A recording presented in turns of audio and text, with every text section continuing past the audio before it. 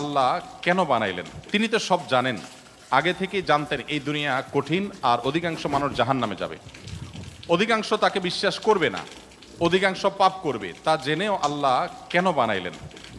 অনেকে চিন্তার স্বাধীনতার কথা বলেন যে আল্লাহ স্বাধীনতা দিয়ে পাঠাইছেন, তাই পাপ করলে দোষ মানুষেরই। কিন্তু আল্লাহ তো এটাও জানতেন যে স্বাধীন হলেও অধিকাংশ মানুষ পাপই করবে।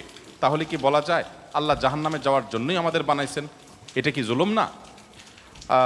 ভাই আহমদ মুসা, এই প্রশ্নটি আপনার মতো আরও হয়তো অনেকের। আমরা এই প্রশ্নের উত্তরে অনেক দীর্ঘ আলোচনা করতে পারলে ভালো হতো, কিন্তু আমাদের হাতে সে সময় নেই। আমি খুব সংক্ষিপ্তভাবে বলার চেষ্টা করি। প্রথমত, আল্লাহ সংক্রান্ত যত প্রশ্ন আছে আমাদের, এই বেশিরভাগ প্রশ্নের গোড়ায় একটা বড় ধরনের গলদ আছে। সে গলদটা হলো, আমরা আল্লাহকে আমাদের মতো ধরে নিয়ে প্রশ্ন করি। অর্থাৎ আমি আপনি সাধারণ মানুষ সৃষ্টি, আমাদের যে সীমাবদ্ধতা আছে, আমাদের যে জায়গাটা আছে, আল্লাহ রাব্বুল আলামিনকে সেই জায়গায় বিবেচনা করে আমরা প্রশ্ন করি। এটা হলো প্রশ্নের গোড়ায় গলদ। যেমন কেউ যখন প্রশ্ন করে যে আচ্ছা, আমাদেরকে আল্লাহ সৃষ্টি করেছেন, তাহলে আল্লাহকে কে সৃষ্টি করেছেন? নাউজুবিল্লাহ। এরকম প্রশ্ন অনেকে করেন। এই প্রশ্নটার অন্তঃসার শূন্য এবং গোড়ায় গলদ। কারণ আপনি নিজে সৃষ্টি, আপনি জানেন যে কোনো ক্রিয়া ছাড়া কোনো কর্ম হতে পারে না। সেজন্য আপনি নিজে সৃষ্টি হয়েছেন, আপনার স্রষ্টার সন্ধান করছেন যে আমি সৃষ্টি যেহেতু হয়েছে, আমার স্রষ্টা নিশ্চয়ই আছে। ভালো কথা। এখন আল্লাহকেও আপনি আপনার মতো করে ভাবছেন যে তাহলে তারও স্রষ্টা দরকার। তারও যদি স্রষ্টা থাকে তাহলে তিনি স্রষ্টা হলেন কিভাবে? আল্লাহর যদি আবার স্রষ্টা বিবেচনা করা যায়, চিন্তা করা যায়, কল্পনা করা যায়, তাহলে তিনি স্রষ্টা হলেন কোত্থেকে? তাহলে তিনিও তো আমার মতো সৃষ্টি হয়ে গেলেন, যে তারও আরেকজন যদি স্রষ্টা থাকে। আল্লাহর কোনো স্রষ্টা থাকবে না, তিনি নিজেই স্বয়ং সম্পূর্ণ। এটা তো অবশ্যম্ভাবী, কারণ সৃষ্টি জগতের আমরা সবাই যখন সৃষ্টি, তাই সকল সৃষ্টির তো স্রষ্টা দরকার। তো স্রষ্টার যদি আবার মনে করেন যে তার আবার সৃষ্টিকর্তাকে, তাহলে সেক্ষেত্রে তিনি স্রষ্টা হলেন কই? তাকে তো আপনি আপনার মতো করে ভাবছেন। তো এইরকম গোড়ায় কিছু গলদ থাকে। এই প্রশ্নের উত্তরে আমি বলি, কোরআনে কারিমে আল্লাহ তাআলা বলেছেন, লা ইউসআলু আম্মা ইয়াফআল ওয়া হুম ইউসআলুন। মহান আল্লাহ তাআলা তার নিজের সত্তা সম্পর্কে বলছেন, তিনি যা কিছু করেন তার এই সমস্ত কাজের জন্য কারোর কাছে তিনি জবাবদিহি করতে বাধ্য নন। কারণ তিনি তো মহান সৃষ্টিকর্তা, তার তো কোনো স্রষ্টা নেই, তার উপরে কেউ নেই, তিনি কার কাছে জবাবদিহি করবেন? তার কোনো কাজের জন্য তিনি কারোর কাছে জবাবদিহি করেন না, কিন্তু সবাইকে তার কাছে জবাবদিহি করতে হয়। এখন আপনি যদি আল্লাহর কাছে কোনো বিষয়ে প্রশ্ন রাখেন, আল্লাহর ব্যাপারে আপনার যদি প্রশ্ন জাগে, তাহলে তার মানে আপনি আল্লাহকে জবাবদিহিতার আওতায় আনতে চাচ্ছেন। মহান সৃষ্টিকর্তা যিনি সকল কিছুর সৃষ্টিকর্তা, তাকেও যদি আপনি জবাবদিহিতার আওতায় আনতে চান, তাহলে তিনি মহান সৃষ্টিকর্তা হলেন কিভাবে সম্ভব? এবার আসা যাক, প্রশ্নে আপনি লিখেছেন যে বেশিরভাগ মানুষ জাহান্নামে যাবে, আল্লাহ জানেন, তাহলে আর দরকার ছিল কি তৈরি করা? এখন এখানে রুটিন দায়িত্বপ্রাপ্ত উপাচার্য মহোদয় আছেন। যদি বলা হয় কোনো শিক্ষা প্রতিষ্ঠানের প্রধানকে যে স্যার, আপনি জানতেন আমরা বেশিরভাগ ছাত্র পরীক্ষা ভালো করব না, আমরা আন্দোলন সংগ্রাম নিয়ে ব্যস্ত ছিলাম, পরীক্ষাটা ভালো হবে না, আপনি জানতেন স্যার, তারপর আপনি পরীক্ষাটা কেন দিলেন বলেন? কোন কথার উপরে ঠিক? পরীক্ষা দেওয়া হয়েছে কেন? এই জন্য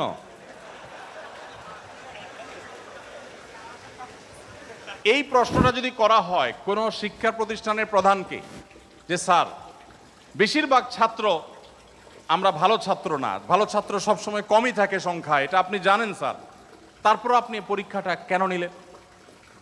স্যার যদি পাল্টা প্রশ্ন করেন, পরীক্ষা যদি আমি না নিতাম, তাহলে তোমরা বলতো স্যার আমরা পরীক্ষা দিয়ে দেখতেন, সবাই পারতাম। এ কথা বলার অপশন থাকতো কি থাকতো না? স্যার আপনি পরীক্ষা দেন নাই কেন? আপনি দিতেন, দেখতেন আমরা কি পরিমাণ যোগ্য, কি পরিমাণ পড়াশোনা আমরা করেছি, আন্দোলন করেছি, তাতে কি হয়েছে? পড়া পিছিয়ে নেই, আমরা সব ক্ষেত্রে আগে আছি, এর ফাঁকে ফাঁকে আমরা পড়ালেখা করেছি। তাহলে আল্লাহ রাব্বুল আলামিনকে আপনি একই প্রশ্ন করতে চাচ্ছেন যে আল্লাহ বেশিরভাগ মানুষ তো জাহান্নামে যাবে, আপনি জানেন, তাহলে সৃষ্টি করলেন কেন? এখন মানুষকে যদি আল্লাহ তাআলা এই অনুভূতি শক্তি তার সৃষ্টির আগেও দিতেন, তাহলে মানুষ তো বলতো আল্লাহ ফেরেশতাদের তৈরি করেছেন, জিনদের সৃষ্টি করেছেন, আমাদেরকে কেন সৃষ্টি করে ইচ্ছা শক্তি দিলেন না? তাহলে আমরা একটু দেখাই দিতাম। আপনি এই প্রশ্ন তো আল্লাহকে করতে পারতেন। মূলত এই সমস্ত প্রশ্নের গোড়ায় গলত আছে। দেখুন, আল্লাহ রাব্বুল আলামিন যখন মহান সৃষ্টিকর্তা, আপনি একটি পুতুল তৈরি করেছেন, একটি পুতুল তৈরি করেছেন মাটির, দুটি পুতুল তৈরি করেছেন। একটি পুতুল আপনি রেখেছেন, আর একটি পুতুল আপনি ভেঙে দিয়েছেন। এখন আমি যদি আপনাকে প্রশ্ন করি, ভাই কাজটি কি ভালো হলো? একটা পুতুল রাখলেন আর একটাকে ভেঙে দিলেন, কেন এরকম করলেন? আমার এই প্রশ্ন করাটা আপনাকে যদি আমি জবাব দিই তার আওতায় আনি, যে আপনাকে বলতে হবে এটা ইলজিক্যাল কাজ, কেন করলেন? আপনাকে প্রশ্ন যদি আমি করি, এই প্রশ্ন করার কি অধিকার আসলে আমার থাকার কথা? আপনি পুতুলটা সৃষ্টি করেছেন মাটি থেকে, করে আপনার একটা ভালো লেগেছে রেখেছেন, আর একটা ভালো লাগেনি ভেঙে ফেলেছেন। পৃথিবীর কোনো মানুষ আপনাকে জবাব দিয়ে তার আওতায় আনতে পারে? এই অধিকার আছে কারোর? থাকার কথা না। এটা একান্ত আপনার ব্যাপার। আল্লাহ রাব্বুল আলামিন যখন কিছু মানুষকে জান্নাতে দিবেন, কিছু মানুষকে জাহান্নামে দিবেন, জাহান্নামীদের সংখ্যা অনেক বেশি হবে, এই সংবাদ জানার পর আমার মধ্যে তো এই তাড়া কাজ করার কথা, যদি আমাকে জাহান্নামে যেতে হয় তাহলে আমার পরিণতি কি হবে? তাহলে আমি কিভাবে বাঁচতে পারি, কিভাবে রক্ষা পেতে পারি, কিভাবে আমি আল্লাহর কাছে আর্গুমেন্ট করতে পারি, কিভাবে প্রার্থনা করতে পারি, কিভাবে নিজেকে আমি সে শুদ্ধতার পথে রাখতে পারি? আমার তো সেই প্রচেষ্টা থাকবে। সেটা না করে আমি আল্লাহকে প্রশ্ন করছি, আল্লাহ কেন দিবেন জাহান্নামে, বলেন আগে। ব্যাপারটা কেমন হলো?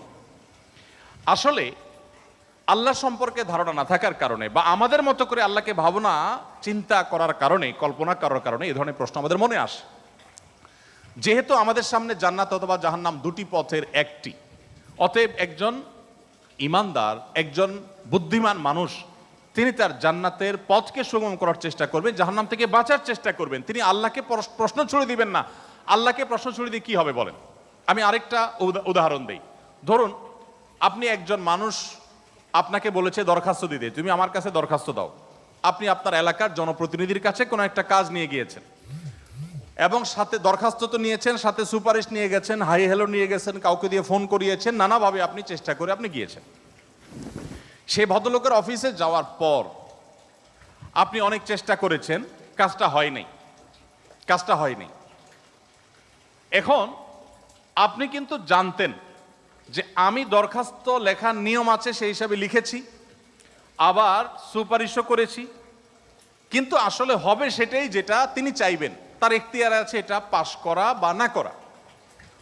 এখন আপনি যদি যে তাকে বলেন, ভাই নেতা সাহেব, যেহেতু বিষয়টা সম্পূর্ণ আপনার ইচ্ছাধীন, আপনি দিবেন কি দিবেন না সম্পূর্ণ আপনার এখতিয়ার, আইনও সেভাবে, নিয়মও সেভাবে, সিস্টেমও সেটা, এখতিয়ার 100% আপনার অধীনে, আপনি চাইলে দিবেন, না দিলে নাই, তাহলে নাটক কেন করলেন? দরখাস্ত দেওয়ালেন কেন আমাকে দিয়ে? আমাকে কেন আসতে বললেন? আপনি জানেন সিদ্ধান্ত নেতার হাতে, সিদ্ধান্ত জনপ্রতিনিধির হাতে, সিদ্ধান্ত সে ব্যক্তির হাতে। আপনি জানেন তিনি যা ডিসিশন নেবেন সেটাই হবে। এটা জানার পরও আপনি কিন্তু আপনার চেষ্টায় কোনো ত্রুটি করছেন না, এমনকি আপনি পাবেন না সেই সম্ভাবনা জোরালো হওয়া সত্ত্বেও আপনার চেষ্টা কিন্তু আপনি ত্রুটি করেন না। সেখানে আপনি মানুষ হয়ে বলছেন যে আল্লাহ যাকে জাহান্নামে দিবে সে তো জাহান্নামে যাবেই, এর ব্যত্যয় তো হবেই না, তাহলে আমার আর কষ্ট করে লাভটা কি? আরেকটি উদাহরণ মনে হয়েছে। এক ভদ্রলোক, তিনি একজন মুসলমানকে, একজন সন্দেহের মধ্যে থাকা মুসলমান, নামকাওস্ত মুসলমান, তিনি একজন সিরিয়াস মুসলমান, প্র্যাকটিসিং মুসলমানকে জিজ্ঞেস করতেছে, ভাই প্রতিদিন নামাজের জন্য আহ্বান করে, ভাই নামাজ পড়তে চলো। তো বেনামাজি মুসলমানটা বলে, না ভাই আমি যাব না।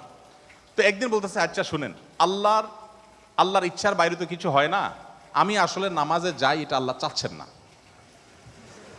এই জন্য আমি যাই না। তো যেহেতু আল্লাহর ফয়সালা হয়ে গেছে, আমি যেতে পারছি না, তার মানে আল্লাহ আমাকে যাওয়ার তৌফিক দেন না, সেজন্য যাচ্ছি না।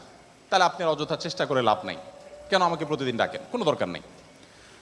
তো এই ভদ্রলোক তিনি যখন বলেছেন যে আল্লাহ চাইলে তো আমি নামাজ এমনিই পড়তে যাব, আল্লাহ যখন আমার জন্য নামাজের ফয়সালা করবেন, আপনি ডাকা ছাড়াই আমি যাব, আর না করলে তো আমি যাব না, তাহলে আপনি অযথা কেন চেষ্টা করছেন? এই কথা বলার পর ওই নামাজি ব্যক্তি তার আর কোনো উত্তর না দিয়ে পরের দিন এই ভদ্রলোক যখন অফিসে যাবে কাজের জন্য, একই সাথে তারা থাকে, তো তো শার্ট প্যান্ট পরে যখন সে কাজের জন্য বের হবে, তখন তার এই দোস্ত দরজা আটকে ফেললো এবং সামনে দাঁড়ায় বলল, আজকে তো যাওয়া যাবে না। তো বলে, কেন যাওয়া যাবে না? বলে যে আল্লাহ তো রিজিক দাতা, অতএব আপনার নসিবে যেটা আছে সেটা তো এমনিতেই আসবে, আর না থাকলে আসবে না, আপনি গেলেও আসবে না, তাহলে কেন যাচ্ছেন? রিজিকের ব্যাপারে আপনি নামধারী মুসলমান হিসাবে, নামসর্বস্ব মুসলমান হিসাবে আপনি বিশ্বাস করেন যে রিজিকে যা আমার বরাদ্দে আছে সেটা আসবেই, কিন্তু আমার চেষ্টা আমাকে করতে হবে। ওই যে ডিসিশন নেতার হাতে, কিন্তু আমাকে দরখাস্ত দিতে হবে, আমাকে অ্যাপ্রোচ করতে হবে, আমাকে চেষ্টা করতে হবে। আমার এই চেষ্টা করাটা হলো আমার দায়িত্ব। দিবেন কি দিবেন না 100% তার ইখতিয়ারে। আমি জানি তিনি না দিলে আমার চেষ্টা করেও কিছু হবে না, কিন্তু তাই বলে আমি চেষ্টা বন্ধ করব না। ঠিক একইভাবে আমি জান্নাতের জন্য চেষ্টা করব, এটা আমার কর্তব্য, এটা আমার বাঁচা মরার লড়াই। আল্লাহ তাআলা আমাকে জান্নাতে দিবেন কি দিবেন না ডিসিশন তারটাই চূড়ান্ত, তাহলে আমার কাজ করে লাভ কি? এই প্রশ্ন একেবারেই অবান্তর, একেবারেই অযৌক্তিক, কারণ পার্থিব জীবনে অন্য কোনো ক্ষেত্রে আমরা এটাকে অ্যাপ্লাই করি না।